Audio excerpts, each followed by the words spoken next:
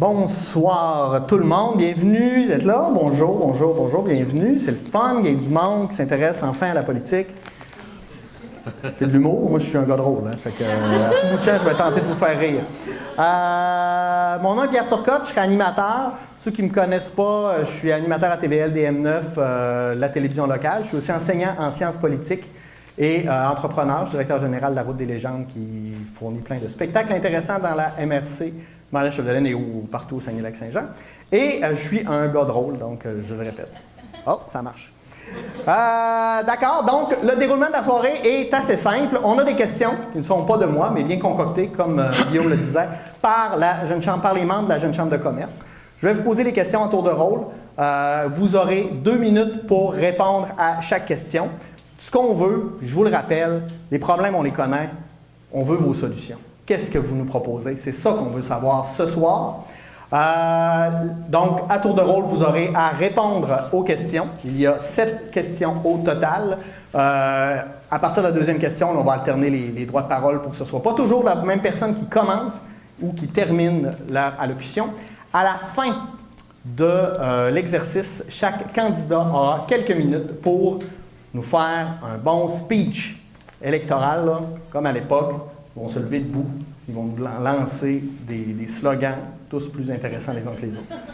J'essaie de vous faire rire aussi, là. Non, mais c'est sérieux la politique, mais c'est le fun aussi en rire. Sinon, pour débuter, je vais demander à chaque candidat de prendre le temps de se présenter brièvement pour ceux qui ne vous connaîtraient pas. On va commencer ici avec M. Hébert. Bien, ça prouve que tu me connais déjà. Merci, mon Pierre. Alors, salutations à tout le monde. Bienvenue ici à Dolbeau-Mistassini. Je suis très heureux de vous recevoir dans mon alma mater, en fait. On dit souvent que Dolbeau-Mistassini, c'est la capitale mondiale du bleuet sauvage, mais c'est aussi la chaleur du nord du lac. Et donc, jusqu'à tout récemment, j'étais maire de Dolbeau-Mistassini depuis les 4 dernières années. Dolbeau-Mistassini, avec l'administration que nous avions, a connu un essor important. En 2016, on a émis pour près de 30 millions de dollars de permis de construction. Ce qui prouve une chose, c'est que lorsqu'on est à l'écoute de sa population et qu'on ouvre ses oreilles, on est capable par la suite de prendre des décisions. Ce qu'on a fait, nous, en entrée de jeu, le conseil de ville, on a fait un forum citoyen dans lequel on a écouté tous les gens pour savoir qu'est-ce qu'ils voulaient vraiment. Et un coup qu'on a compris, on a fait notre plan d'attaque et on est parti avec. Donc, les réalisations ici à Dolbeau-Mistassini sont connues et j'étais très fier d'être le premier magistrat au cours des dernières années. Cette élection est importante, elle est très, très importante, autant pour moi que pour vous. Donc, elle a le potentiel de changer le cours de l'histoire même ici au Lac-Saint-Jean. La décennie de Stephen Harper a laissé malheureusement pour compte beaucoup trop de familles. Le fossé entre les familles de la classe moyenne et le 1% des plus riches s'est beaucoup intensifié. Donc, le moment est venu d'élire un candidat qui saura défendre les intérêts de sa région, qui travaillera d'arrache-pied pour améliorer la vie de nos concitoyens et concitoyennes. Mon seul objectif, c'est de faire avancer les choses en offrant plus d'opportunités à nos jeunes, à nos familles et à nos travailleurs, en prenant soin de nos proches, de nos aînés, en protégeant les industries qui nous rendent si fiers ici au Lac-Saint-Jean, pour créer de bons emplois, pour faire rouler l'économie. Et aussi, il est essentiel de soutenir les industries majeures de notre région qui sont l'industrie forestière, d'outiller davantage nos producteurs agricoles, autant pour les gens qui produisent du bleuet aussi, et défendre avec ferveur notre système de gestion de l'offre. Ce sont là mes priorités. Alors, merci de votre attention. J'oubliais aussi la production métallurgique, qui est extrêmement importante, surtout dans la région d'Alma. Alors, je serai là pour faire valoir ces points et pour défendre les citoyens. Merci. Merci beaucoup, M. Hébert. M. Leclerc? Merci. Je tiens à remercier la Jeune Chambre pour l'invitation de ce soir. C'est très apprécié. Dans 12 jours, on va avoir à faire le choix d'un candidat pour terminer le mandat de M. Lebel. Bien sûr, il faut se poser la question, qui sera la meilleure personne pour terminer ce mandat? Avant de voter, il faut se poser la question. Qui on veut qui nous représente à Ottawa? Je suis la personne qui a secondé M. Lebel lors des 10 dernières années. À son bureau de comté, pendant les campagnes, sous l'égide de son couvert de lieutenant politique au Québec. J'ai été 8 ans conseiller municipal. J'ai œuvré au-delà de 25 ans à la traversée internationale du lac Saint-Jean. J'ai été bénévole au hockey mineur comme plusieurs. Je suis un gars de Roberval, donc je suis très bien placé pour continuer le travail. Je suis un éducateur spécialisé intervenant en toxicomanie pour les sans-jeunesse pendant 33 ans. J'ai fait un certificat en toxicomanie. J'ai fait un certificat en santé mentale. Ça me donne des compétences et je sais de quoi je parle. J'ai plusieurs enjeux au niveau de mon plan de campagne. J'ai un plan robuste pour la forêt. Je défends la question de l'offre. Je désire qu'il y ait plus d'argent dans vos poches. Je suis contre la réforme fiscale de M. Trudeau. Et bien sûr, je suis le seul candidat qui est contre la légalisation de la marijuana. C'est très important pour notre jeunesse, pour nos enfants et pour les adultes qui ont des enfants. Merci. Merci beaucoup, M. Leclerc. Madame Dallaire? D'abord, merci à la clique de nous accueillir ce soir pour cette soirée d'information. Je suis Gisèle Dallaire, candidate NPD pour l'élection partielle dans Lac-Saint-Jean. Je suis psychologue industrielle et organisationnelle. J'ai été consultante durant une douzaine d'années, basée à Montréal pour des compagnies en Ontario, au Québec et dans les Maritimes. Je voulais vraiment revenir en région, ce que j'ai pu faire en 2004, où j'ai continué à œuvrer ma profession auprès de PME et d'organisations régionales. En 2009, j'ai pris le mandat de la condition féminine régionale, où j'ai pu œuvrer encore à travers toute la région de Saint-Thomas-Didyme à Lorette jusqu'à Sainte-Rose-du-Nord, où on a mené plusieurs projets pour la condition féminine. De là, en rencontrant des élus, des maires, des mairesses, des préfets, ça m'a donné le goût de la politique et ça m'a un peu contaminée. Donc, en 2015 arriva l'élection générale et en réaction au gouvernement Harper, pour lequel j'avais beaucoup de... En tout cas, j'étais vraiment mécontente, surtout par rapport au recensement qui avait été retiré. Donc, j'ai dit, je vais prendre la parole aux actes, je vais arrêter de chialer et je vais me présenter. Je me suis présentée aux élections générales et je suis arrivée seconde, tout juste derrière M. Lebel. Pour moi, c'était vraiment une très bonne victoire parce que M. Lebel, c'était quelqu'un de vraiment très ancré dans la région. Alors, j'en étais très fière. 2017, départ de M. Lebel, surprise. Alors, on se représente. On remet nos mains au travail et on se présente pour les élections. Cette fois-ci, c'est le bilan des libéraux qui me déçoit et on aura la chance d'en reparler au cours de la soirée. Merci. Merci, Mme Dallaire. Monsieur Maltais? Bonsoir, merci de me recevoir à la Jeune Chambre de commerce. Ce n'est pas un auditoire pour moi qui est habituel. Je suis un syndicaliste, on peut dire aguerri. Donc, par contre, effectivement, moi, je m'identifie comme un papa de 5 enfants, premièrement. Je suis chanceux, j'ai une blonde extraordinaire, j'ai une jeune famille, j'ai 46 ans, mon bébé a 9 ans, des enfants de 9 à 19 ans. Donc, j'ai des beaux enfants que j'adore. Je le disais tout à l'heure, je suis un syndicaliste, ce qui m'a permis dans ma carrière, encore récemment à la FTQ, dans les 2 dernières années, j'occupe le poste de conseiller régional à la FTQ pour la région du Saguenay-Lac-Saint-Jean-Chibougamau, qui est un territoire 3 fois grand comme la Belgique. C'est très grand, une population diversifiée, des gens diversifiés et des contextes diversifiés. Donc, pour moi, écoutez, je suis au Bloc québécois, puis je le dis souvent, le Bloc s'écrit pas Bloc B-L-O-Q-U-A, c'est le Bloc. Je suis quelqu'un par intégrité intellectuelle, j'ai toujours été indépendantiste. Je n'aurais pas été capable d'aller dans un parti fédéraliste. Cela dit, je suis avant tout un régionaliste. Pour moi, ce qui m'interpelle le plus, c'est les difficultés économiques que l'on a. Je vous dirais qu'aussi, j'ai été impliqué dans la dernière campagne d'une certaine façon. Vous savez que la FTQ a fait une campagne pour sortir le gouvernement Harper parce que, à l'instar de Mme Dallaire, on a une aversion envers le dernier gouvernement conservateur. J'ai salué les promesses respectées du Parti libéral récemment. J'ai salué ça. Il faut dire quand les choses vont bien. mais aussi mon implication est due au fait qu'il y a eu des promesses rompues. C'est pour ça que je me suis lancé en politique. Un petit peu à l'invitation de M. Denis Lebel, d'ailleurs, qui disait en 2015, quand si tu veux t'impliquer en politique, ben, mets ta face sur les poteaux. Ben, me voilà. Donc, encore une fois, merci beaucoup à la Jeune Chambre de commerce, pour on aura l'occasion de faire connaître nos points de vue tout à l'heure. Dans le respect habituel, je pense qui a pris la place depuis le début de la campagne. Donc, merci. Merci beaucoup, Monsieur Maltais. Donc, on va se lancer avec la première question. On sait l'industrie forestière est très, très importante pour nous dans la MRC-Marais-Chapdelaine, mais partout dans le comté Lac-Saint-Jean. Vous allez tous me dire que vous êtes pour l'industrie forestière, je le sais. Mais maintenant, au cours des dernières années, plusieurs mesures ont été mises en place afin de valoriser la deuxième et la troisième transformation du bois. Notre région compte de nombreuses entreprises dans le domaine de la récolte forestière, donc de la première transformation. Que comptez-vous faire pour aider concrètement les entreprises et soutenir les emplois dans ce milieu?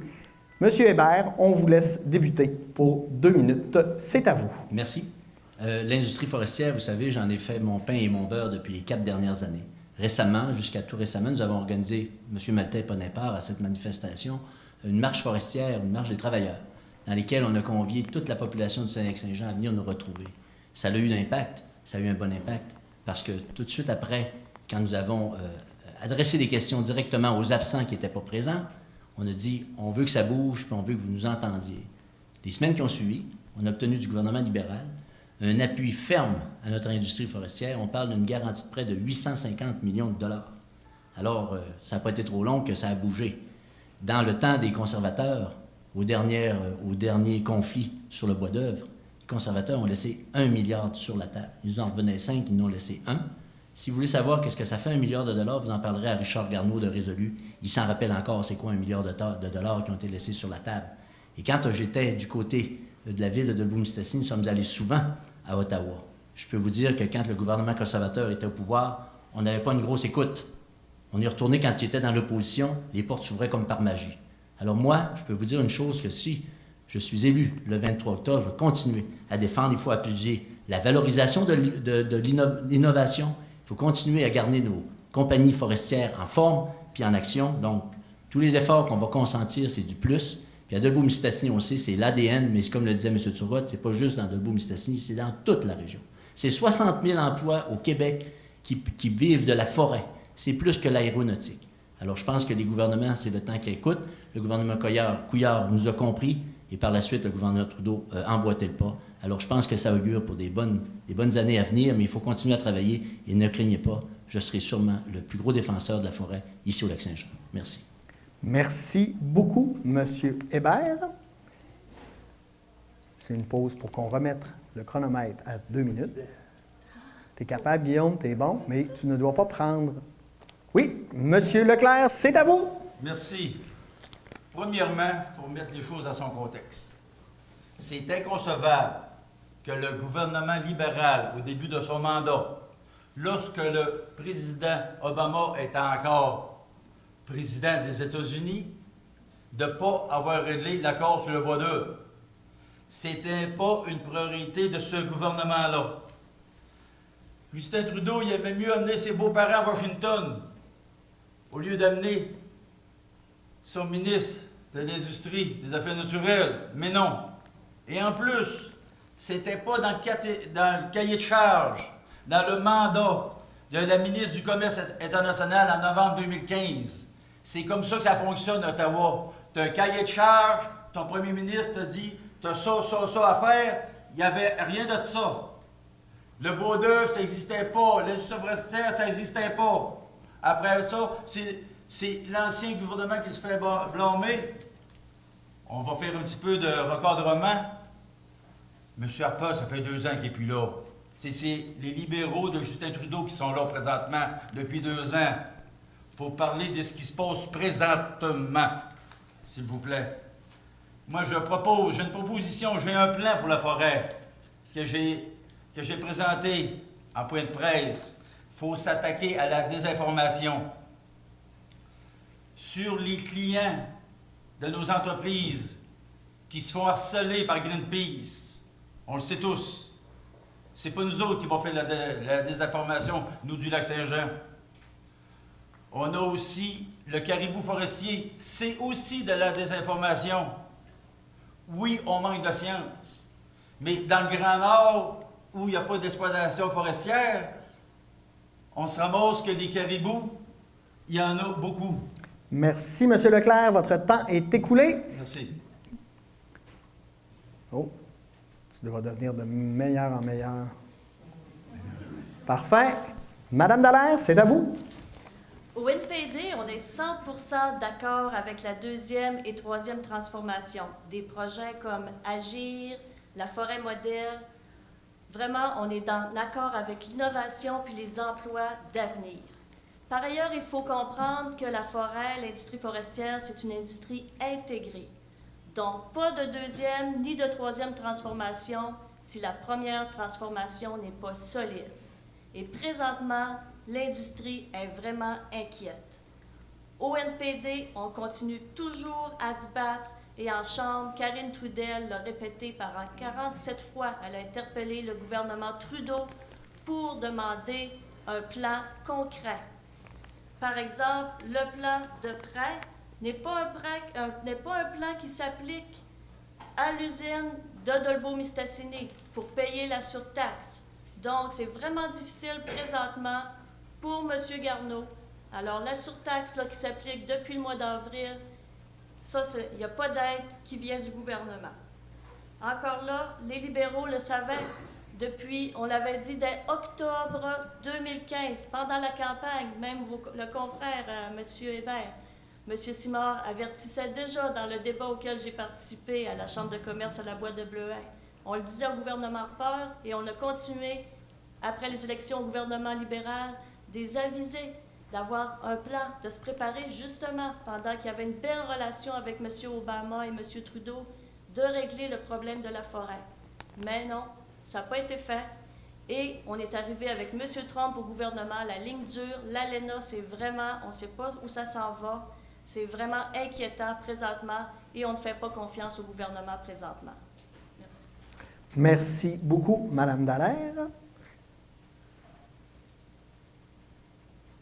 Monsieur Maltais, c'est à vous. Ben d'abord, ceux qui me connaissent, vous savez que je suis un gars de concertation. Je suis un syndicaliste. D'ailleurs, lors du lockout en 2012, on a fait fi de nos drapeaux, de notre corporatisme syndical pour se réunir tous ensemble. Donc moi, qu'est-ce que je vais faire quand je serai député? C'est de travailler avec le gouvernement fédéral. On a 2 circonscriptions dans Roberval avec M. Couillard, M. Cloutier, pour travailler ensemble, donner des leviers aux gouvernements provinciaux. Je vais travailler avec Mme Trudel, avec M. Lemieux des 2 autres circonscriptions. Déjà, notre pouvoir de représentation de la région est très faible. Il est très bas dans le Canada. Si on se chicane, c'est le monde ordinaire qui va payer pour ça.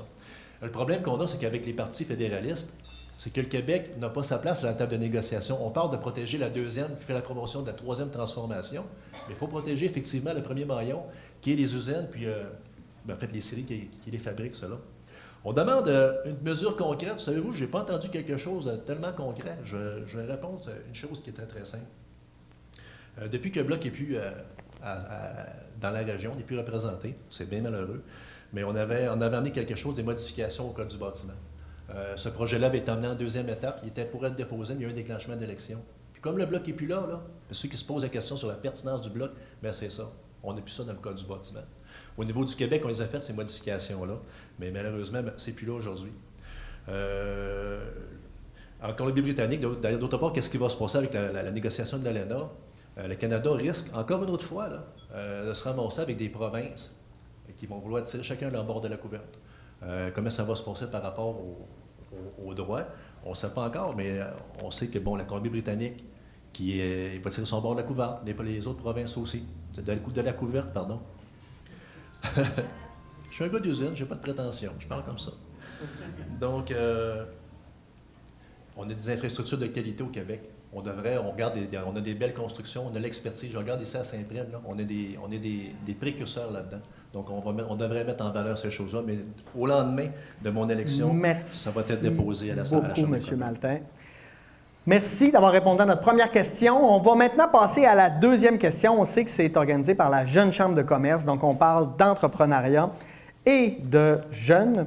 La question, que comptez-vous faire afin de favoriser l'entrepreneuriat jeunesse dans la région? Monsieur Leclerc, vous avez la parole en premier cette fois-ci. Merci. On doit travailler pour que les jeunes soient capables de prendre la relève, soit de leurs parents, soit de l'entreprise locale, la PME, qui sont sur leur territoire. Il faut bien penser que les PME, c'est 90% des emplois au Québec ou au Canada. Mais ce n'est pas une réforme fiscale avec les impacts que ça a sur les fiducies familiales qui va aider nos jeunes. On doit développer également nos ressources naturelles. On est une région ressources. Il faut se mettre de pied d'œuvre pour développer nos ressources naturelles afin qu'on soit capable de réinvestir dans notre région. Mais on a toujours des empêchements. Je l'ai vécu quand j'étais à la MRC Domaine du Roi. Au niveau de la Société d'énergie, on a eu un problème. On a eu un problème majeur. C'était la Société d'énergie communautaire et le chef du Bloc québécois, qui était ministre des Ressources naturelles, nous a empêchés de développer le projet de Val-Albert et le projet de la 11e chute. Il a fallu se concerter, les deux MRC, ainsi que la communauté de Machuache, pour vraiment faire virer ce gouvernement. Ça, c'est de l'argent communautaire qui revenait dans nos MRC pour développer des jeunes entrepreneurs pour les entreprises. Je propose d'éliminer l'impôt sur les prestations liées aux congés parentaux, ainsi que le retour des crédits d'impôt pour les activités physiques et culturelles. Ainsi, les jeunes auront plus d'argent dans leur poche et pourront investir dans leurs entreprises familiales. Merci beaucoup, M. Leclerc. C'est à vous, Mme Dallaire. Merci beaucoup pour la question. Ça me touche parce que j'ai travaillé longtemps à l'intégration de projets jeunesse. On appelait ça des ateliers pour les jeunes qui s'appelaient Anna des idées. C'était pour les jeunes filles. Puis moi, je trouve que c'est important de commencer très jeune la fibre entrepreneuriale. Alors, je suis tout à fait d'accord avec mon collègue d'à côté par rapport à la relève entrepreneuriale.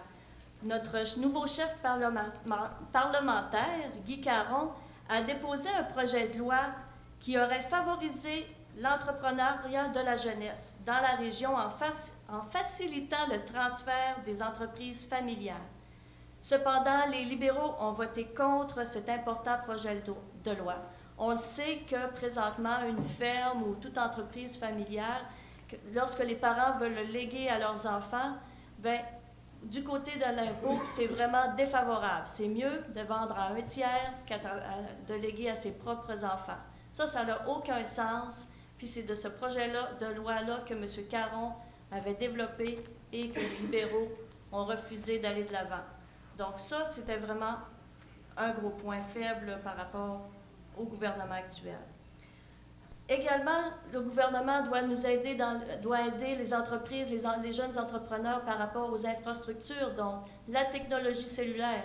Comment voulez-vous être un jeune entrepreneur à Saint-Thomas, à Lorette, à Saint-Stanislas, si ton téléphone cellulaire ne fonctionne pas? Ça n'a pas de sens, hein? En tant qu'entrepreneur, tu veux être rejoignable 24 heures sur 24. Alors ça, c'est vraiment très important. On sait que la fibre optique est vraiment mise de l'avant par les libéraux, mais on aurait voulu qu'ils fassent également de la place au cellulaire, qui est moins coûteux. Avec un projet de 6 millions de dollars seulement, on aurait été capable de couvrir en entier le Saguenay-Lac-Saint-Jean. Et le projet a été refusé. Merci, Pierre. Merci beaucoup, Mme Dallaire. Guillaume, bravo. Tu deviens excellent. Tu vas pouvoir changer de métier. Monsieur Maltais, c'est à vous.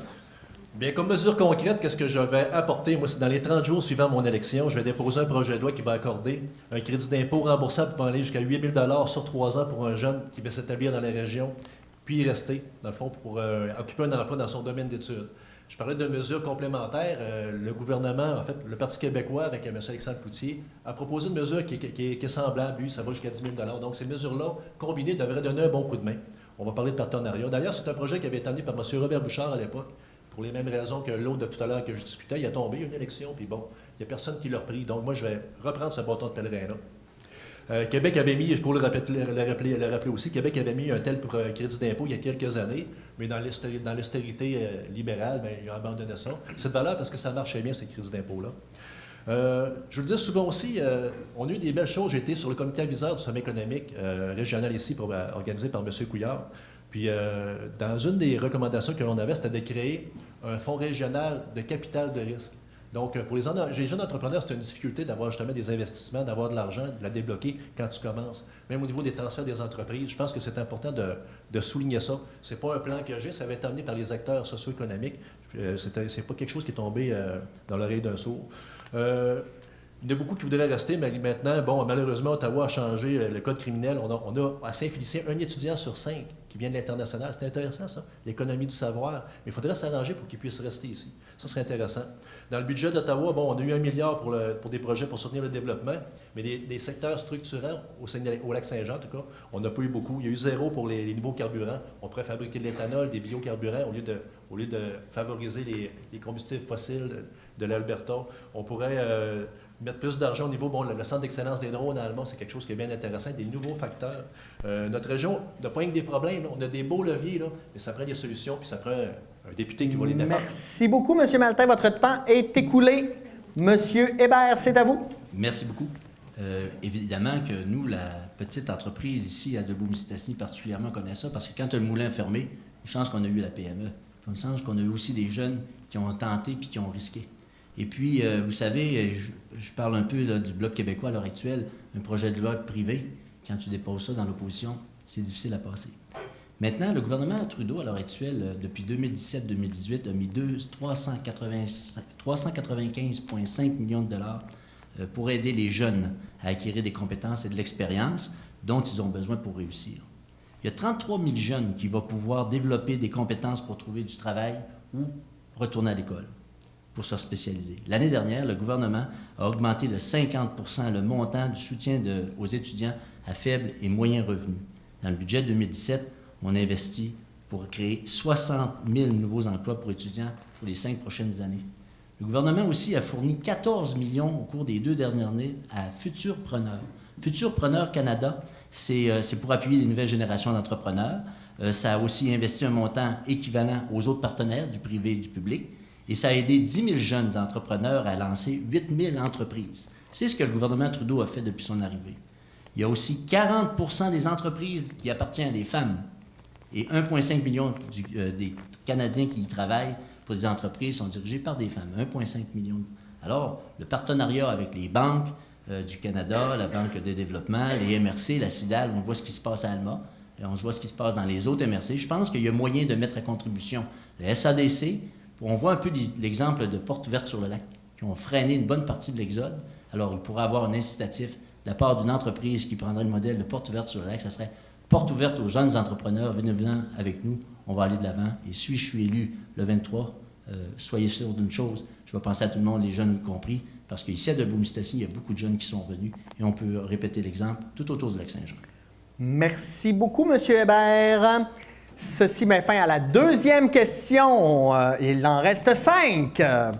On essaie de mettre, tu sais, un peu comme un show à l'hippodrome. Vous avez les 4 chevaux qui sont sur la ligne de départ. On va voir qui arrivera à la fin. Maintenant, la troisième question. Concernant la réforme fiscale, quelle est votre prise de position concernant la réforme fiscale du 18 juillet dernier imposée par le gouvernement fédéral? Et comment croyez-vous que cette réforme fiscale pourra avoir des effets positifs sur notre économie régionale? Madame Dallaire, vous débutez. C'est à vous. Bien, tout d'abord, le NPD a toujours et sera toujours en faveur d'une plus grande équité fiscale. Cela étant dit, le processus de consultation par rapport à la réforme fiscale actuelle n'a vraiment pas eu d'allure. M. Morneau l'a commencé en plein été, alors que les entrepreneurs, bien, ont le droit aussi à prendre leur petit congé, leur petit repos. Nos agriculteurs, eux, sont dans l'action vraiment intense. Hein. C'est l'été, c'est les foins, c'est les bleuets et tout le kit. Donc, nous, on a vraiment demandé par la voix de notre député Alexandre Bouldris que ça soit prolongé la consultation jusqu'en décembre pour que tous les entrepreneurs aient leur mot à dire et qu'ils puissent être entendus. Mais ceci a été refusé par le gouvernement libéral. Ça s'est terminé là, cette semaine. Donc, on était vraiment déçus du processus. C'est ça. Fait que, vous pouvez être assuré qu'on va vraiment surveiller de près la version finale du projet de loi pour que ça ne nuise pas à nos PME et à nos agriculteurs et agricultrices. Ensuite, ce qu'on est encore plus déçus, c'est qu'ils ne sont pas attaqués aux vraies cibles, l'évasion fiscale. Hein? Et on sait que M. Morneau, le ministre des Finances, lui-même, a sa propre firme, là, Morneau-Sheppel. Bien ça, là, ça va dans les Bahamas et... en tout cas, sans commentaire. Donc, les entrepreneurs ne sont pas contents. Hein? Pourquoi attaquer ceux qui, justement, font la création d'emplois? On l'a dit, M. Leclerc nous l'a dit tantôt, c'est 90% des bons emplois qui viennent de nos entrepreneurs et ils prennent des risques avec ça. Fait que ça, on est vraiment déçus, c'est la mauvaise cible et en plus, ils ne sont pas entendus. Donc, voilà notre point de vue. Merci beaucoup. Madame Dallaire?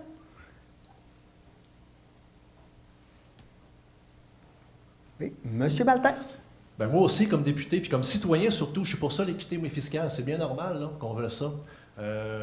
Donc, Master, le problème, c'est que le job est dans les détails. Hein. Les réformes, je pense aussi qu'elles ne touchent pas les véritables cibles. Un quincaillier qui paye son épouse pour tenir les livres, là, ben, c'est pas de fraudeur d'impôts. C'est la mauvaise cible. On parle souvent du fameux 1%. Là. Effectivement, M. Morneau, il a une firme. Morneau-Sheppel, là, il y en a de l'argent, M. Morneau. C'est pas un travailleur d'usine comme moi puis comme bien du monde. Là. Il est consultant, d'ailleurs, avant d'être élu, il est consultant, entre autres, dans les Bahamas. L'évasion fiscale, ils ont trouvé un beau truc pour annuler les paradis fiscaux. Ils l'ont légalisé. C'est ça qu'ils ont fait. Donc, dans le fond, là, il y a des grands flux monétaires qui s'en vont dans ces îles-là. Puis là, on se vire de bord, puis on veut taxer les PME. Mais ça, là, il faut quasiment se pincer là, pour y croire. C'est l'envers du bon sens. Parce que ça a été démontré, d'ailleurs, puis le Parti conservateur n'a pas fait mieux les 9 années précédentes, là, pendant que les grandes multinationales engrangent des profits, là, au même moment où la productivité augmente, il n'y a pas eu d'investissement dans la région. Avez-vous des grands projets industriels se développer alors que ça allait bien? Il n'y en a pas eu. C'est les petites PME qui ont fait en sorte que les gens d'ici ont réussi à travailler et tirer leur épingle du jeu. Donc, on ne devrait pas les écraser, ces PME-là. On devrait les aider. Puis cette réforme-là, on ne fait vraiment pas ça. Le gouvernement, effectivement, il a mis fin aux consultations. Le 2 octobre, on a demandé, effectivement, d'attendre un peu. Mais effectivement, puis c'est un commentaire qui est intéressant, que être dans l'opposition, ça ne donne rien. C'est pour ça qu'on est en faveur, les Canadiens, d'une réforme du mode de scrutin pour donner un petit peu une voix à l'opposition. Mais ce gouvernement-là veut gouverner tout seul, centraliser tout seul. Donc, maintenant, l'opposition est là, il faudra qu'ils vivent avec. Puis comme député, inquiétez-vous pas, la voix du Lac-Saint-Jean va être là. C'est ça que je veux faire. Je vais vous faire entendre. Sans compromis pour les autres provinces. C'est le Québec d'abord, le Lac-Saint-Jean d'abord. Merci beaucoup, Monsieur Maltais.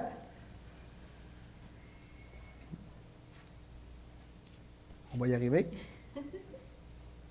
Oui, c'est parti pour vous, Monsieur Hébert. Merci. La réforme Morneau, l'avantage quand on fait du porte-à-porte, comme j'en fais un peu partout autour du Lac-Saint-Jean, j'entends les préoccupations des travailleurs, des entreprises. Cette réforme-là touche les personnes, les 1% qui gagnent 300 000 et plus, genre un médecin incorporé. Donc, 300 000 il paye un salaire à s'il y a une conjointe et 2 enfants, il paye un salaire à chacun de ses enfants. Il économise ou il paie 49 000 d'impôts. Il paie moins d'impôts, la personne qui gagne 300 000 qu'une infirmière ou qu'un policier. Alors, je vous le dis ici, les gens, si vous possédez une entreprise et que vous économisez pour justement un éventuel ralentissement ou que vous investissez dans votre entreprise, vous ne serez pas affecté. Les placements passifs à l'heure actuelle, c'est 28 milliards de dollars qui n'est pas injecté dans l'économie du Canada. C'est un peu ça qu'il essaie de trouver. M. Morneau a sillonné le Canada tout au cours des derniers mois. Au courant de l'été, le 2 octobre, il a terminé d'écouter les gens et à partir de là, il est en réflexion. Puis, il a entendu les inquiétudes des travailleurs. Il a entendu les petites entreprises comme ils sont inquiets. Cette mesure n'est pas définitive. Il est en consultation, il a terminé. À cette heure, il va nous donner son opinion.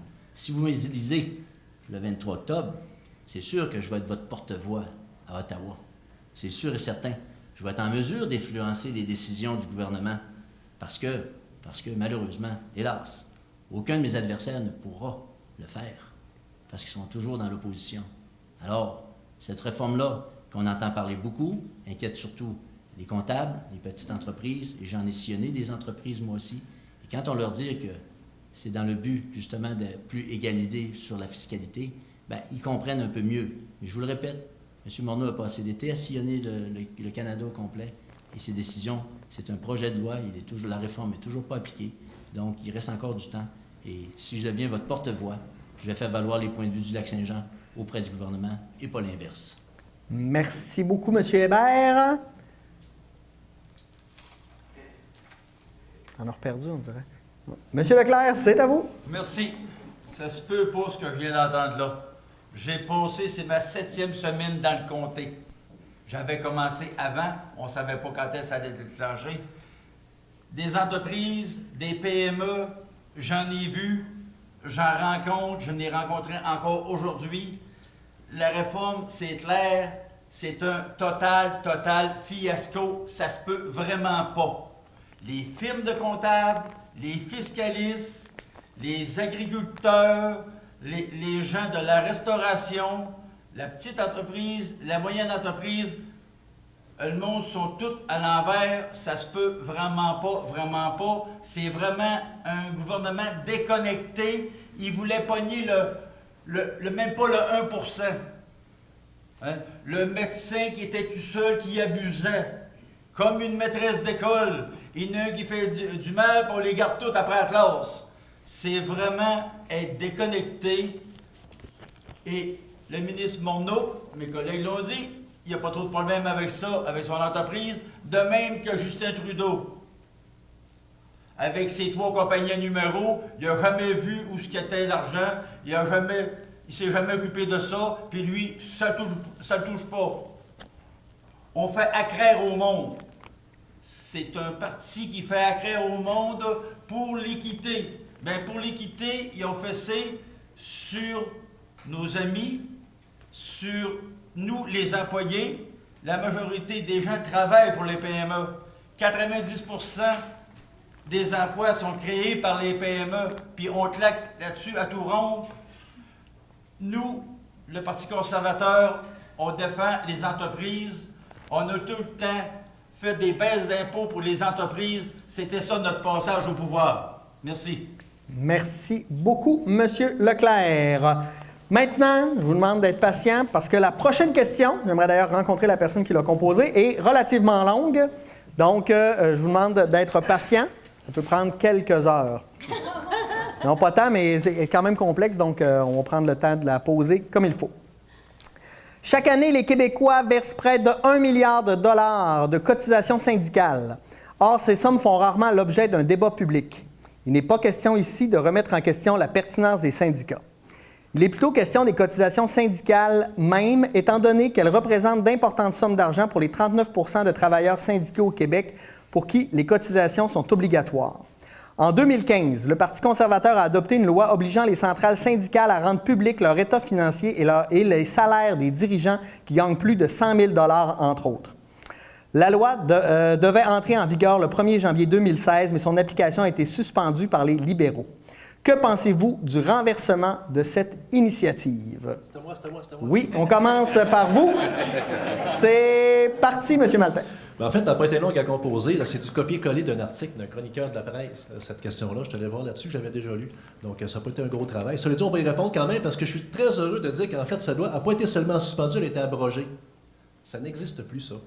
Par la Chambre des communes, les libéraux, le NPD, le Bloc est en faveur de l'abrogation. Il y a presque 250 députés sur 338 qui n'en voulaient pas de ça. C'est un dogme conservateur à le fait que les méchants syndicats oppressent les travailleurs. On parlait de clarté, c'est incroyable. On ne voulait pas que les syndicats s'impliquent en politique. Maintenant, ça n'a pas marché. J'en suis la preuve vivante. Bon. Premièrement, parce que c'était quelque chose qui était injuste. Vous savez, les syndicats, on a des assemblées de membres. Les syndicats déposent leurs livres. Comme les entreprises ont des assemblées d'actionnaires, c'est pas vrai que c'est caché. D'autre part, Ça, c'est encore un grand déséquilibre au niveau des relations de travail. Les travailleurs, là, on ne veut pas que nos boss savent c'est quoi notre fonds de grève. C'est un moyen qu'on a, c'est le moyen ultime. Puis d'autres forces, bien, les employeurs de leur côté ne sont pas obligés de nous montrer leur revenu, ça. Ça n'a pas d'affaire à être privé et être allé sur la place publique. Puis pourtant, il y a des syndicats qui, par transparence, ils le font. C'est correct aussi. Mais ce n'est pas une obligation qui devrait y avoir lieu. Donc, le débat public, pourquoi est-ce qu'on va demander aux chevaliers de colon de nous donner, dans le fond, leur état financier? C'est du privé, ça. Un syndicat, là, c'est un club privé. C'est un principe qui est fondamental et qu'il faut respecter. Puis troisièmement, là, ben, en plus, le fédéral se mêlait dans des affaires qui n'étaient pas, c'était pas ses affaires. Dans le même, grosso modo, là. Ça rendait un gros conflit juridique, ça entraîné des énormes coûts, parce que ça violait même la Constitution canadienne. Vous savez, le droit d'association, c'est un droit que l'on a, ça. Donc, c'était vraiment un dogme. Le même dogme, c'était particulier, les conservateurs. Ils ont eu plus de 330 rencontres avec des lobbyistes religieux, puis les syndicalistes n'ont jamais été capables de rencontrer M. Harper. Ça, ce dogme-là, ils l'ont. Donc, c'est un gouvernement. Encore, quand je parlais de la version, là, elle est très grande. J'en ai encore les tempes qui me chauffent. Merci beaucoup, Monsieur Maltais. Beau, Guillaume. Monsieur Hébert. Encore une fois, je suis d'accord avec M. Maltais. Sur certaines questions, on se rejoint. Moi, je trouve ça incroyable qu'un gouvernement ait pensé d'aller se mettre le nez dans les livres des syndicats. Ça prenait juste le gouvernement conservateur. Je veux dire, c'est incroyable. Le droit d'association, comme le dit Marc tout à l'heure, c'est un droit qui est inscrit dans la Charte des droits et libertés. Et de penser qu'on a le droit d'aller fouiller dans les livres d'une organisation, j'en reviens pas, comme disait quelqu'un que j'entendais. Moi, il y a une chose certaine que je vais vous dire. Les syndicats, il y en a plusieurs qui publient sur Internet leur état financier. Alors, ceux qui veulent aller voir, doivent juste aller voir. D'autre part, on peut penser que c'est un souci très louable, là, de vouloir d'obtenir de la transparence. Mais c'est une prérogative des travailleurs, puis l'État n'a pas d'affaire à mettre le nez là-dedans. Pas plus que dans une chambre à coucher non plus. Donc, il y a toujours bien des limites de vouloir s'informer, à savoir comment est-ce qu'il y a d'argent dans le compte des autres. Moi, je suis tombé renversé quand j'ai vu, et savez-vous pourquoi? La question qui est posée, là, qui est assez longue, là, que pensez-vous du renversement de cette initiative? Bravo! C'est une promesse qui était tenue par le gouvernement libéral, puis ils l'ont abrogée, cette histoire-là. Mais moi, je suis très heureux de ça parce que ça permet aux gens qui ont les mêmes idées de se mettre ensemble, puis de travailler à faire que leur bien-être collectif augmente. De là, aller fouiller dans les comptes des syndicats, je veux dire, c'est renversant. Je veux dire, on se rappelle du gouvernement précédent qu'on ne pouvait pas poser des questions directement, tout était contrôlé, une chape de plomb, la grande noirceur. Quand on regarde plusieurs thèmes des conservateurs, on se repenserait rendu dans le temps de Duplessis. Alors moi, je pense que c'est le temps de faire confiance encore une fois à un jeune leader charismatique qui s'appelle Justin Trudeau. Puis je suis convaincu d'une chose, le 23 octobre, les gens vont voter du bon côté parce que c'est vraiment de cette manière-là, en regardant en avant, pas en regardant en arrière, qu'on va avancer. Merci beaucoup, Monsieur Hébert. Monsieur Leclerc, c'est à vous. Oui. Merci. Premièrement, on va recadrer ça. Des cotisations syndicales, c'est des cotisations des membres. C'est pas une compagnie privée. Faut bien s'entendre, là. Une compagnie privée, c'est du privé. Ça, c'est de l'argent des membres, c'est pas une compagnie privée. J'ai payé des cotisations syndicales tout le temps que j'ai travaillé pour les centres jeunesse et avant, quand j'étais pour l'hôtel de Roberval. J'ai payé des cotisations syndicales pour me défendre en tant que travailleur. OK? Je suis en faveur de la défense de nos travailleurs. Bien entendu, c'est pour ça qu'on paye les cotisations. Mais on est en droit de savoir c'est quoi qu'ils font avec l'argent. Bien entendu. Je suis pour la transparence syndicale. Je suis en faveur de la transparence dans le domaine de la finance. On a vu qu'il y avait eu des abus. Je suis en faveur de la transparence dans le domaine de la santé, dans le domaine de l'éducation, dans le domaine de la politique. Hein, les politiciens, il faut tout savoir. Un compte de dépenses de 8 piastres pour une babelle, là, c'est la guerre. Il y en a qui peuvent dépasser à tout rond, puis point moisi. Mais avec les libéraux, c'est tout le contraire. Bien entendu. On l'a vu lors du voyage du PM sur l'île d'Agacan. On l'a vu aussi lorsqu'ils ont octroyé 10,5 millions à un terroriste reconnu coupable. Les mauvaises décisions de ce gouvernement-là, depuis les derniers mois, ça n'a aucun de bon sens. C'est ça qui est grave. Et c'est ça que j'endosse pas. Merci. Merci beaucoup, M. Leclerc. Madame Dallaire.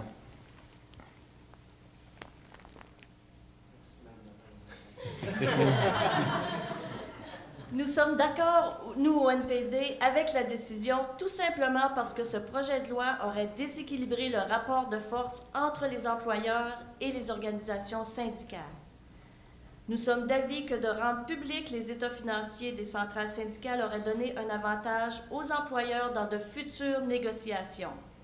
Et il faut se rappeler que de nombreux groupes autres que les syndicats étaient fortement en désaccord avec ce projet de loi, notamment les constitutionnalistes, les experts en protection des renseignements personnels, les provinces, les sénateurs, conservateurs et libéraux, la commissaire à la protection de la vie privée du Canada, l'Association du barreau canadien, l'Association des joueurs de la NNH et le secteur de l'assurance et les fonds communs de placement.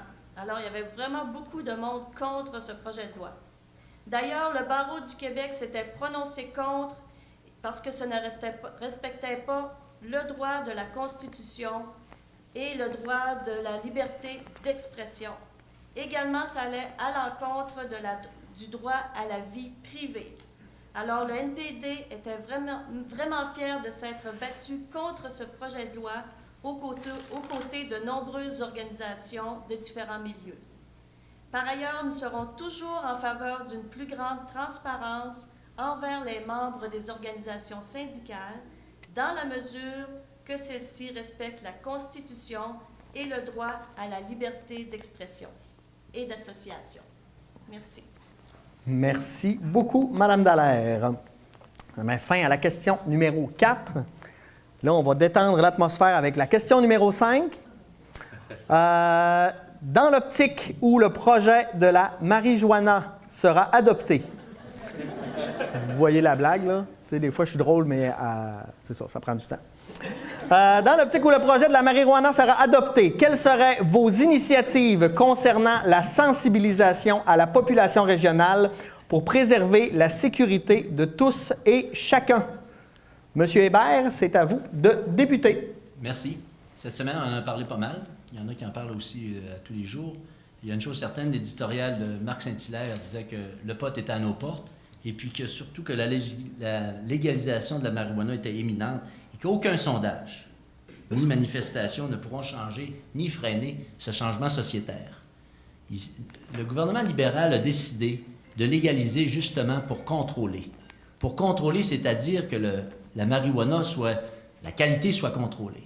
À l'époque de la prohibition, on buvait de l'alcool et on perdait la vue. Le cannabis, à l'heure actuelle, est contrôlé par le crime organisé. Un enfant de 14 ans a plus de chances d'acheter de la marijuana sur le marché que d'acheter des cigarettes et de l'alcool. C'est fantastique. Et c'est près de 10 milliards de dollars qu'on met dans les poches du crime organisé en ne légalisant pas la marijuana. Alors, à un moment donné, là, il faut qu'on se réveille un peu, là, puis de dire que ça a assez duré. 9,6 millions de dollars dans le budget 2007 va servir à la surveillance, à l'éducation et à la sensibilisation. Il n'y aura pas d'incitatif pour la consommation du cannabis. Il va y avoir une distribution qui va être soumise à l'égard de la qualité du produit, très important. Soumise aussi aux politiques de santé globale. Il va y avoir aussi, par rapport à la marijuana et l'automobile, elle sera détectable et elle sera pénalisante. Alors, ne vous inquiétez pas qu'est-ce qui va se passer plus tard. Regardez plutôt dans les cours avec la drogue de synthèse, la pinotte qui se vend à 5 $. Ça, c'est beaucoup plus d'arrangé, fait beaucoup plus de dommages. Les opioïdes, le fentanyl. Puis pendant ce temps-là, on entend qu'il ne faut pas légaliser la marijuana, contrôlée en Uruguay, dans près de 9 États aux États-Unis où c'est contrôlé. Alors, le Canada, Pierre-Claude Nolin, le sénateur conservateur, en 2002, disait que le Canada était rendu plus loin que ça, que les politiciens étaient en arrière du monde. C'est les conservateurs eux-mêmes qui ont fait un projet privé, c'était Pierre-Claude Nolin. Alors, je pense qu'on est rendu à une étape où il faut regarder où justement ce qui se passe dans nos cours et plutôt que rêver à des choses qui n'arrivent pas. Merci beaucoup, M. Hébert. Malheureusement, votre temps est écoulé. M. Leclerc, c'est à vous. Puis-je avoir 10 minutes? Non. Merci. Dans un premier temps, je suis le seul candidat qui est contre la légalisation de la marijuana. Deuxièmement, il y en a qui disent que c'est fait. Bien, c'est pas vrai que c'est fait. Il va y avoir un vote en Chambre des communes par l'ensemble des députés. Je vais voter contre. À la suite, ça va aller au Sénat. C'est pas passé comme un couteau chaud dans le beurre mou. Au Sénat, c'est pas vrai. Il va y avoir de longues discussions. Il va y avoir de très longues nuits là-dessus. Et il faut que ce soit le même texte qui est accepté au Sénat et qui revient à la Chambre des communes. Fait que je crois que, présentement, c'est vraiment la charrue en avant des bœufs. Les électeurs du Lac-Saint-Jean peuvent envoyer un message clair à Justin Trudeau qu'on n'en veut pas. Il y a des sondages. Tous les professionnels de la santé, là, parlez à vos médecins, parlez aux psychiatres, parlez aux infirmières qui travaillent dans les hôpitaux. Ils vont dire, ça n'a vraiment pas de bon sens. C'est néfaste pour la santé et tous ceux, puis quand on voit les reportages à la TV, qu'on voit sur l'héroïne, le fentanyl, la cocaïne, ils ont tous commencé par la marijuana. C'est clair, la marijuana d'aujourd'hui, elle est forte, puis c'est pas vrai qu'il achèterait de la marijuana qui va être 20% moins forte là, dans des boutiques du gouvernement. C'est pas comme ça que ça va marcher. Puis ça n'arrivera pas le crime organisé, la GRC l'a dit. Merci beaucoup, M. Leclerc. Madame Dallaire, c'est à vous. Merci beaucoup pour la question parce que la sécurité de tous et chacun, c'est vraiment important. Alors, je dois dire qu'on n'est pas tellement impressionnés, nous, le NPD, là, de la façon de faire des libéraux dans ce choix, parce que, c'est ça, pour l'instant, tout ce qu'on fait, c'est de reporter, de lancer le problème aux provinces, et déjà, les provinces, ils en ont déjà plein les bras dans leurs différents dossiers, donc on sent beaucoup d'improvisation de la part du gouvernement. Et ça s'en vient vite.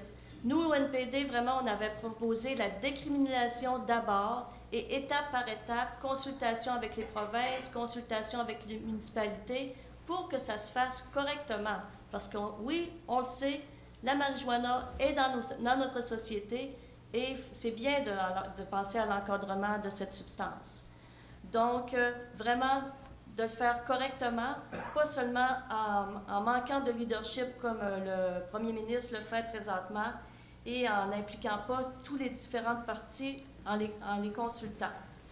Donc, là-dessus, on le voit là, la semaine dernière avec la taxation, là, déjà, ça chicane.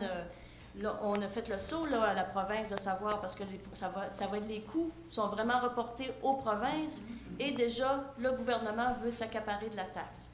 Donc, ça ne va pas vraiment bien dans ce dossier, comme dans plusieurs autres. Également, bien, c'est sûr qu'on veut vraiment qu'il y ait beaucoup d'argent qui soit mis à la sensibilisation. On ne veut pas faire de ça, que ça devienne comme par exemple, dans le cas de ma jeune fille qui me disait, bien maman, vu que ça va être légal, bien je vais y aller m'en acheter, alors qu'elle n'aurait jamais pensé à ça autrement. Fait que c'est sûr qu'il y a beaucoup de prévention qui doit être faite pour nos jeunes et c'est vraiment important qu'on y pense correctement. Merci. Merci beaucoup, Madame Dallaire. Monsieur Maltais, patientez, mais pas trop longtemps. C'est à vous maintenant. Bien, c'est vrai que je fais une tournée, puis on s'est posé beaucoup de questions. Il y en a des inquiétudes dans la population, il ne faut pas le nier. Là. Maintenant, le gouvernement libéral, quand il ne respecte pas une promesse, je l'ai dit, mais celle-là, il l'avait promis en campagne électorale. Le sondage a été fait. Là. Le projet de loi C-45, je vais le dire, il est passé en deuxième lecture, c'est fait. C'est une question de temps. Là. Ça va être légalisé. Je trouve ça étonnant, d'ailleurs, la position de M. Leclerc, que je respecte par ailleurs, là, de faire une campagne un petit peu là-dessus, parce que son propre parti n'a fait aucune proposition d'amendement. C'est comme un pop-up qui vient de sauter. On fait une campagne là-dessus. Ça m'étonne. C'est même possible que cette loi-là soit adoptée d'ici le 23 octobre, avant même les élections. On va peut-être arrêter d'en parler bien plus tôt qu'on pense. Donc, mais c'est vrai que le gouvernement a un petit peu traîné les pieds, j'ai l'impression, au niveau provincial, parce qu'on attendait peut-être des développements, mais les gens ne semblent pas prêts. Donc, à partir de maintenant, la question est dans la Cour du Québec. Concrètement, là, il va y avoir des impacts au niveau de la prévention, de la sensibilisation, de l'accompagnement. Il va falloir s'occuper de ça. Il va y avoir des coûts au niveau des soins de santé, de la sécurité publique, l'encadrement de la distribution. Moi, ce qui me choque dans ce dossier-là, c'est que, dans le fond, Ottawa prend les profits, mais reporte au Québec les dépenses. On a même eu le culot du gouvernement libéral de proposer un partage de la taxe sur le cannabis de 50-50, alors que c'est le Québec qui va avoir des déboursés. C'est ça qui est anormal. Elle est imminente, ça s'en vient. Moi, je vais supporter le gouvernement de M. Couillard, aller chercher 100% des taxes, parce que les charges, c'est le Québec qui va les avoir, c'est pas Ottawa. Donc, ça peut être quelque chose de constructif, parce qu'effectivement, il y a les statistiques le démontrent, il y a plus de 30% des jeunes de 13 à 17 ans qui consomment. De légaliser, là, ils vont consommer encore, ça ne changera pas ça. Mais au moins, on va pouvoir faire de la prévention, on va avoir un lien avec eux autres. C'est tout. Merci beaucoup, M. Maltin. On passe maintenant à l'avant-dernière question, la question numéro 6. On va parler d'agriculture. Quelle est votre position sur la gestion de l'offre laitière au Canada? Selon vous, est-ce le modèle le plus viable pour l'industrie laitière? Sinon, quelle est votre alternative? Monsieur Leclerc, c'est à vous de débuter. Merci. L'agriculture, moi, c'est dans mon ADN. Je viens d'une famille d'agriculteurs. Mon père était l'un des fondateurs de l'Expo agricole à Saint-Félicien. De même, il était un importateur de génisses de qualité afin de monter le cheptel de nos fermes dans la région. Ma sœur est vétérinaire, clinique vétérinaire à Saint-Félicien et ici à Dolbeau-Mistassini, Guylaine Leclerc. Mon frère, agronome, est propriétaire de 2 fermes laitières avec sa femme et ses 2 fils.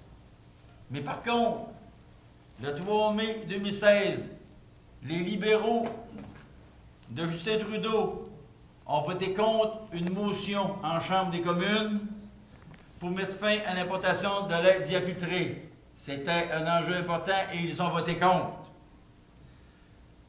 Également, les libéraux ont mis sur la table 250 millions, compte tenu de l'entente avec l'Europe. Nous, ce 250 millions-là était dépensé en 8 jours.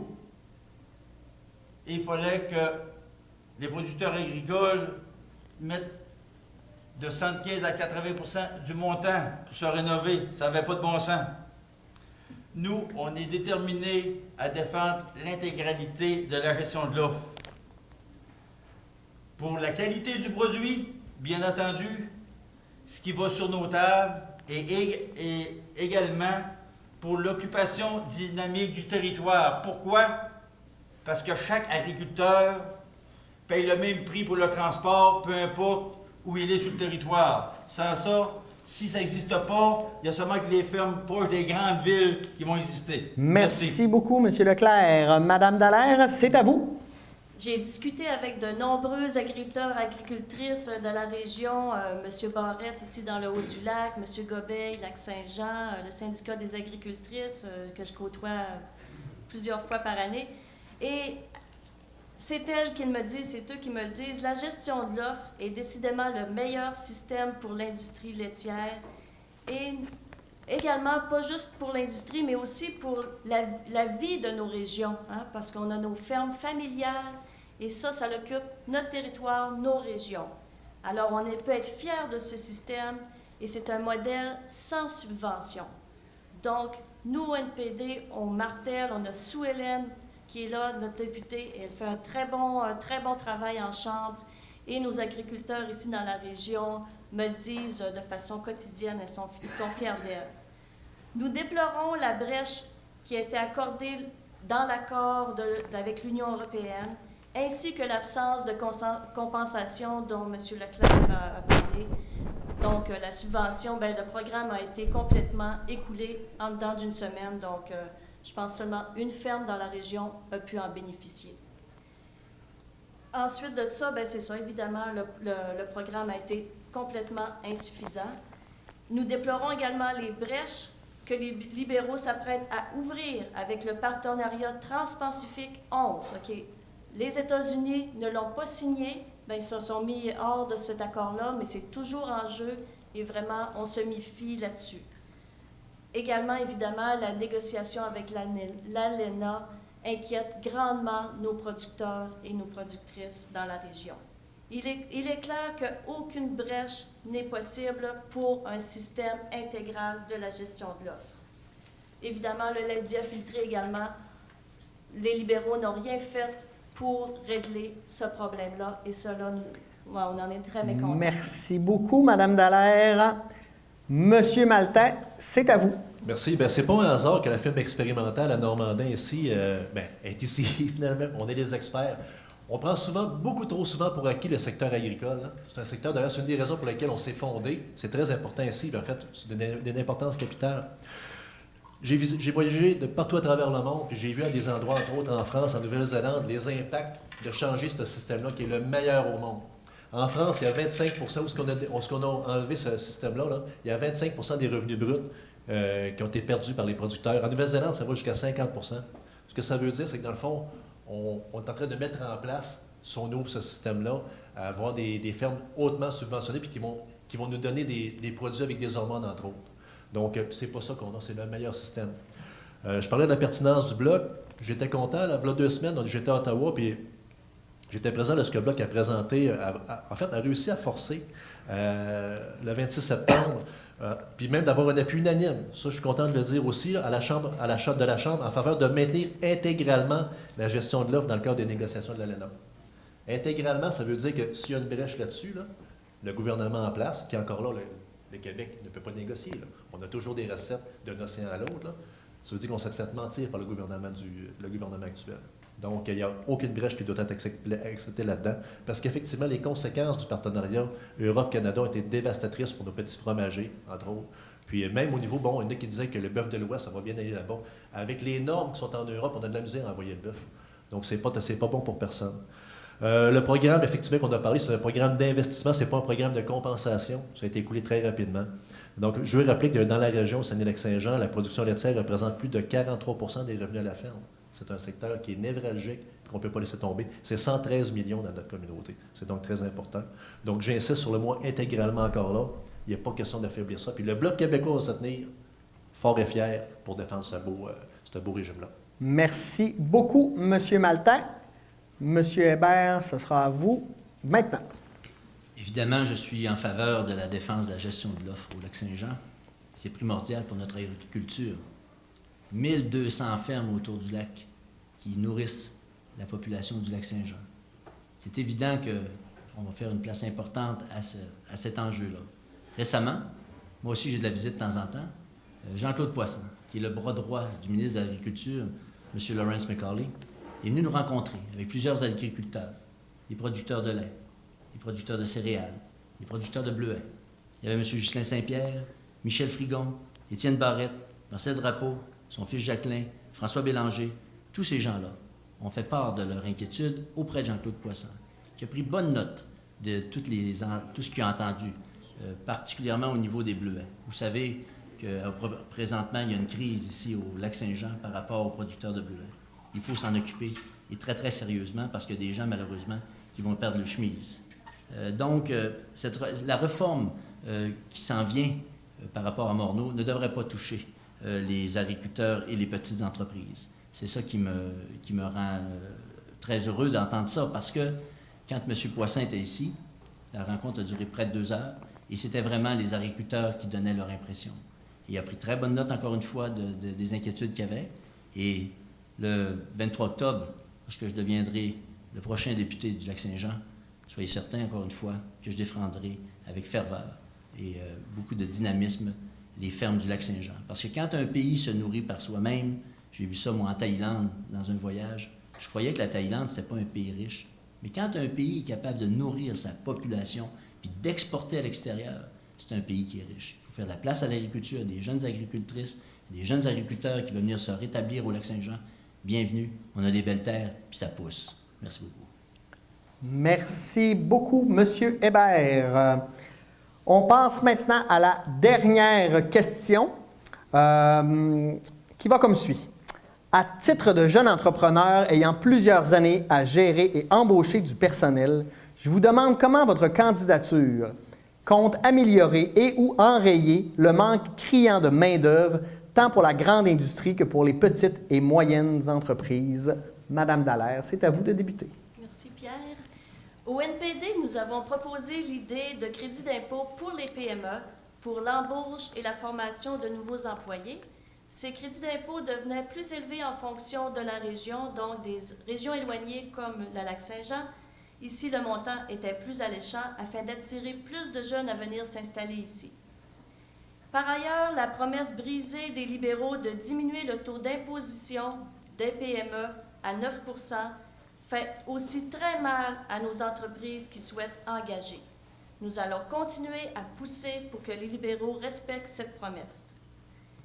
Un autre dossier sur lequel je m'engage est de travailler à la réduction des frais pour les transactions de cartes de crédit pour nos PME. Nous avons déjà déposé des motions pour régler cette problématique et je m'assurerai que je continuerai de mener cette bataille. En diminuant les charges fiscales de nos PME, nous leur permettrons d'attirer plus de personnel dans la région. Je m'engage également à travailler en consultation avec les municipalités de la région pour connaître leurs besoins afin de rendre la région plus attirante pour les jeunes et les travailleurs. La collaboration avec les acteurs du terrain est essentielle pour régler ce genre de problématique. Merci. Merci beaucoup, Madame Dallaire. Monsieur Maltais, ce sera à vous maintenant. Ben, je vais en surprendre plus d'un. Je suis un syndicaliste, mais moi aussi, j'ai embauché des employés. J'ai fait d'ailleurs 3 négociations du côté patronal. Vous ne croyez pas ça? Hein? Donc, effectivement, c'est vrai, c'est dur d'engager des employés. Puis de les garder, la rétention est un enjeu aussi. C'est vraiment difficile. Vous savez, je parlais tout à l'heure du cégep de Saint-Félicien, qui a un étudiant international sur 5 qui vient. C'est quand même impressionnant, ce chiffre-là. Je trouve ça énorme. Mais malheureusement, on n'a pas de mesure d'accompagnement. Après leurs études, ils sont obligés de quitter. Ça, c'est bien dommage. Donc, en ce qui me concerne, Ottawa a changé le code criminel pour éviter de contrer les consultants en immigration, pour éviter de contrer... Caroline, c'est donc bien mal écrit, cette affaire-là. Dans le fond, qu'est-ce qu'on veut, c'est donner des services d'aide, puis que ça ne soit pas vu comme des immigrants, c'est de les garder. Ça prendrait des mesures comme cela. J'ai eu le plaisir à la FTQ de siéger, d'ailleurs, je vois ma consoeur qui était au cégep de Jonquière. Je siège toujours sur le Conseil régional des partenaires du marché du travail. On travaille sur l'adéquation, formation et besoin de main-d'œuvre. Le Québec a des moyens pour ça, puis je pense que comme député, on devrait faciliter ces leviers-là. On a des beaux secteurs structurants. D'ailleurs, j'ai beaucoup d'envie pour Ville de Saguenay qui a accueilli, vous avez vu passer ça, Ubisoft. La nouvelle économie, le numérique, c'est des choses qui pourraient être intéressantes. On en a des perspectives intéressantes. Donc, la nouvelle économie, on parle de garder les jeunes. On a l'économie du savoir. Garder les jeunes, ça serait intéressant, mais il faut donner la chance à ça.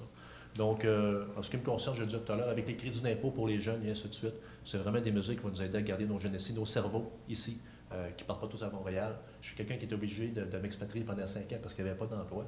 Mais on a des secteurs structurants, puis il faut les développer. Puis encore là, le sommet économique nous a donné des belles pistes de solutions, je pense, qu'il faut mettre en œuvre. Je le disais tantôt, je n'ai pas de plan. Les experts du socio-économique, le social, c'est eux autres. On n'a pas comme député de formule magique. Croyez-le ou non, je ne sais pas tout. Il faut se fier sur les gens, l'intelligence du milieu. Merci beaucoup, M. Maltais. M. Hébert, c'est à vous. Au sujet de l'emploi au Québec, on est rendu là. Oui, oui, exactement. Elle est moins longue un peu, celle-là. Ouais. Ce que je voulais vous dire, c'est que depuis déjà 2014, Emploi Québec prévoyait ce qu'on vit présentement. C'est 740 000 emplois à combler à l'heure actuelle. De ce nombre-là, il y en a 500 000, ce sont des départs à la retraite. Vous comprenez bien que là, on manque de main-d'œuvre. Avec une moyenne de 1,3 enfants par famille, c'est pas comme ça qu'on va combler les postes à travailler. Ce que ça prend pour renouveler une famille, c'est 2,1 enfants par famille. Il ne reste pas bien des solutions. On sait qu'on peut faire de l'immigration inter-Québec, peut-être demander aux gens de Montréal de venir travailler ici, c'est une chose. Mais tranquillement, pas vite, on va avoir bientôt recours à l'immigration, puis la mise à valeur, à niveau, c'est-à-dire des travailleurs. On le voit présentement à ce qui se passe au Serre Toundra. On jette du cocombe à plein troc parce qu'il n'y a pas assez de monde. On fait venir des Guatémaltèques présentement, il y en a une cinquantaine, qui sont en train de travailler à cueillir le cocombe des Serre Toundra. Ben moi, je trouve ça correct. Parce que si on peut faire un critère de sélection économique ciblé qui tient compte des besoins des PME, puis en favorisant les compétences techniques, on va réussir à y retrouver. Le recrutement, comme le fait certains cégeps, celui de Saint-Félicien, celui de Jonquière, on recrute directement à l'étranger par l'employeur. Donc, essayer de trouver aussi la langue pour la francisation. Hein. On a 2 écoles qui le font, l'UQAC et le cégep Jonquière, encore une fois. Et il y a une chose certaine, il va falloir, comme je disais tout à l'heure, penser à la régionalisation de l'immigration. Il y a des gens qui, malheureusement, n'ont pas de travail à l'extérieur. Ici, il y en a de l'emploi. Vous avez juste à passer sur la rue de Caen ici. On écrit sur des grands panneaux. On a besoin de travailleurs chez Résolu. Puis il n'y en a pas. Pourtant, je reviens encore à l'histoire des cocombes sur Toundra. Là. Il y a des jobs jusqu'à 28 $ de l'heure, puis il n'y a personne pour combler le travail. Il faut qu'on se pose des questions. Merci beaucoup, M. Hébert. M. Leclerc, c'est à vous. Merci. Comme je le disais précédemment, ça fait 7 semaines que je suis sur le terrain. Il y a un besoin criant en main-d'œuvre. La crise est très, très importante et au niveau de toutes les entreprises. Dépanneurs, restaurants, commerce en détail, petites entreprises, moyennes entreprises et même la grande entreprise. Le problème est majeur et pour ça, il faut y apporter plusieurs moyens. D'un premier temps, il faut faire de la promotion de notre milieu. Il fait bon vivre au Lac-Saint-Jean. Et la crise est majeure et partout alentour du lac. Là. Ici, on est à Dolbeau-Mistassini, mais qu'on soit à Roberval, Saint-Félicien, à Alma, tout ça, c'est pareil partout. Il faut faire la promotion de notre milieu qui fait bien vivre. On appelle ça le branding des villes. Il faut faire la promotion des titres d'emploi disponibles. C'est quoi les emplois qui sont disponibles pour nos jeunes? Il faut travailler sur la formation. Il faut que les orienteurs disent aux jeunes, ben ici, là, dans nos milieux, là, que ce soit en formation professionnelle ou au cégep, aller dans telle activité, dans telle formation, il va y avoir de l'emploi. Il faut que et ça, je le tiens des entrepreneurs, il faut que les stages soient plus là en entreprise. Et bien sûr, présentement, les fonctionnaires à l'immigration, ils ont tellement de travail avec les immigrants illégaux qu'ils ne sont pas capables de travailler sur les travailleurs étrangers qu'on a besoin, les cerveaux qu'on a besoin pour combler dans nos entreprises, parce qu'il y a des entreprises qui refusent des contrats à l'étranger. Ainsi, le service d'immigration est embourbé. Merci. Merci beaucoup, M. Leclerc. C'était la fin des questions. Maintenant, je vais vous laisser à chacun des candidats 2 minutes pour nous faire, si on était à coup de foudre, ce serait le moment pour vendre votre salade. Speed dating. Oui, speed dating. Donc, on va débuter avec vous, M. Maltin. Oui, pour 2 minutes, c'est à vous. En fait, ce que je vous invite, c'est à vous faire confiance. Voter du côté du pouvoir, vous l'avez vu, là, au Lac-Saint-Jean, là, on était, en fait, ça fait 9 ans qu'on est au pouvoir, autant au provincial qu'au fédéral. Malgré ça, sur les 10 villes les plus pauvres au Québec, on en a 3 chez nous. Faites le bilan, là, ça n'a pas donné les fruits que vous espérez. Je vous disais que le Lac-Saint-Jean d'abord, un député du Bloc, là, je ne serai jamais ministre, moi, demeurer dans l'opposition quand je vais être élu, c'est sûr. Cela dit, il n'y a pas plus belle place que dans l'opposition pour parler sans filtre. Vous savez, moi, que je peux dire à peu près n'importe quoi à l'avantage de notre circonscription. Je n'ai pas de compromis à faire pour mes chums de la Colombie-Britannique, puis de l'Alberta, ni du Nouveau-Brunswick. J'ai rien contre eux autres, là. Pas en tout. Mais j'ai pas de compromis à faire. Moi, je veux être la voix du Lac-Saint-Jean, uniquement, sans compromis et simplement. Je suis quelqu'un de la base. Je l'ai dit tout à l'heure, puis même dans mon parler, vous l'avez découvert, je n'ai pas de prétention de diplomation en politique internationale, blablabla. Pas pantoute. Je suis un gars comme vous autres, la classe moyenne, des gens ordinaires. J'ai une famille. Je me suis d'ailleurs présenté comme un papa. J'ai à cœur ma belle région. J'ai dû quitter pendant 5 ans parce qu'il n'y avait pas de job ici. Ça, c'est un enjeu qui m'importe énormément. J'aimerais, moi, pouvoir grandir non seulement mes enfants, mes 5 enfants, mais mes petits-enfants. J'aimerais pas ça être obligé de quitter pour Montréal, Québec, pour les suivre. C'est le plus beau pays du monde, c'est mon pays, le Lac-Saint-Jean. Donc, je suis un indépendantiste. L'indépendance, ce ne sera pas à Ottawa, c'est pas vrai, cela va se faire ici au Québec. Le moment venu, on va être là. J'ai ce rêve-là. Donc, par authenticité, c'est un petit peu ce que je vais vous transmettre. Par authenticité, je ne peux pas vous compter des menteries. Je ne me lèverai pas en chant pour chanter la God Save the Queen, je ne ferai pas ça. Cela dit, je le dis, c'est pas contre le Canada, c'est un grand pays, mais mon pays, moi, c'est ici, c'est vous. Merci. Merci beaucoup, M. Maltais. M. Hébert, c'est à vous. Merci, M. Turcot. Alors, au cours des dernières années, j'ai quitté une entreprise familiale pour essayer de pouvoir servir les gens. On fait de la politique pour servir les gens. Alors, en 2008, quand je suis devenu conseiller municipal, j'ai appris le métier de la politique vraiment sur la table. Par la suite, 2013 est arrivé et je me suis lancé pour devenir maire de Debout-Mistassini. Les dernières années ont été extrêmement enrichissantes pour ma part. Ça m'a donné encore le goût de servir davantage.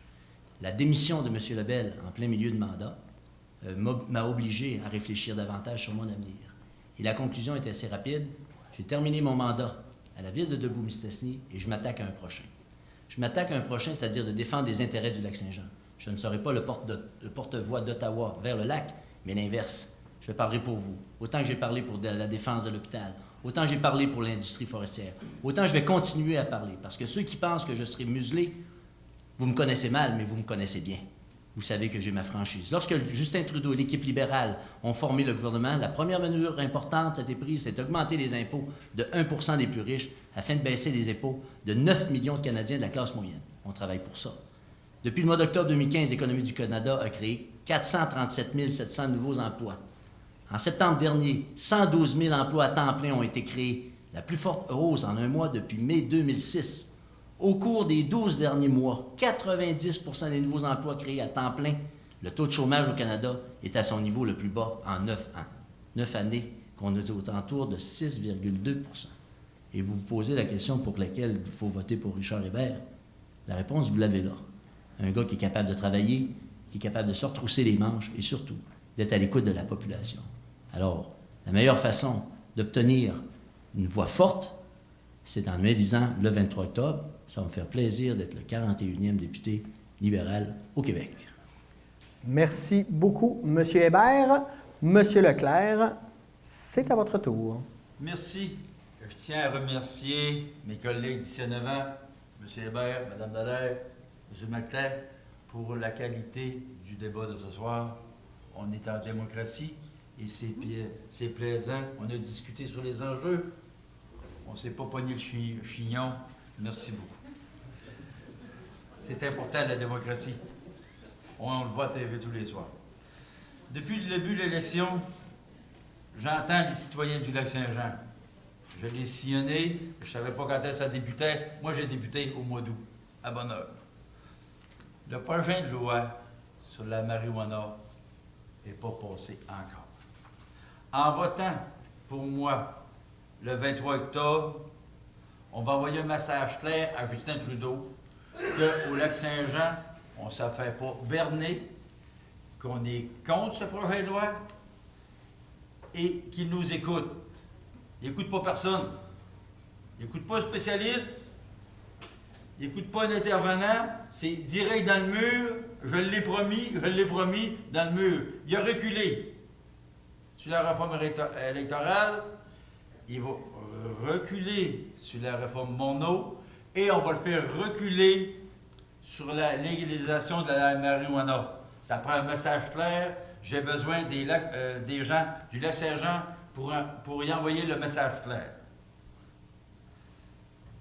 Je serai la voix du Lac-Saint-Jean à Ottawa. Ensemble, poursuivons le travail. Le 23 octobre, votons Rémi Leclerc. Merci. Merci beaucoup, M. Leclerc. Et pour terminer, Mme Dallaire, c'est à vous. Merci encore à la clique pour la belle invitation de ce soir. Voter une fois aux 4 ans est la principale expression de nos droits démocratiques. Cette année, les Janois et les Janoises ont l'opportunité de le faire après 2 ans seulement de pouvoir libéral. 2 années à propos desquelles la plupart des candidats ici devant vous s'entendent. Le bilan libéral pour le lac est décevant.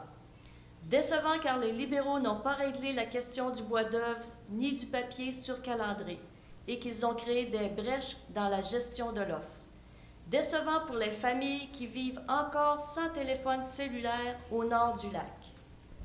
Dans l'opposition, je serai, aux côtés de mon chef, Jagmeet Singh, j'y serai, non seulement pour m'opposer, mais surtout pour proposer et inspirer. Inspirer nos travailleurs et travailleuses de la forêt. Inspirer les femmes, nos familles et les Premières Nations. Inspirer nos agriculteurs et agricultrices et nos jeunes entrepreneurs. Au Lac-Saint-Jean, on se tient debout pour nos gens. On a besoin d'une députée de valeur qui va talonner le gouvernement pour la forêt, la gestion de l'offre et la relève entrepreneuriale. Vous pouvez me faire confiance pour être cette députée déterminée. Merci. Merci beaucoup, Madame Dallaire. Merci à vous 4 de vous être prêtés au jeu. Je pense qu'on peut les applaudir. Hein? Ça a été fait. Oui, bravo, bravo. Oui, ça a été fait de manière très civilisée. Bravo et merci. La prochaine fois, peut-être qu'on fera ça dans une arène de lutte pour voir qu'est-ce que ça va donner. Merci à vous d'être venus. Les candidats restent disponibles si vous voulez aller les rencontrer ou prendre des selfies avec eux. Sinon, merci d'être là. Passez une bonne fin de soirée et n'oubliez pas d'aller voter le 23 octobre prochain. Merci beaucoup. Au revoir.